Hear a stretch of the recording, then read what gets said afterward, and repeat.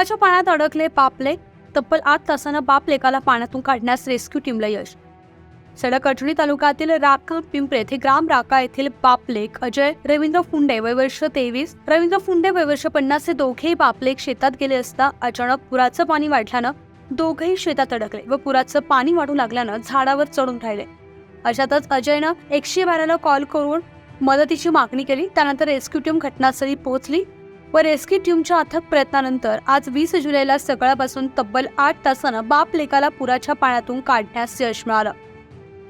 घटनेच्या ठिकाणी सडक अडचणीचे तहसीलदार पोयाम, पोलीस निरीक्षक काळे, पोलीस हवालदार नरेश उईके, दुर्गादास गंगावरी, संदीप कराळे आणि आपत्ती व्यवस्थापन टीम व गावातील लोकांनी बापलेकाला बाहेर काढण्यासाठी सहकार्य केलंय. न्यूज 15 मराठीसाठी प्रतिनिधी सुधीर शिवणकर, गोंदिया.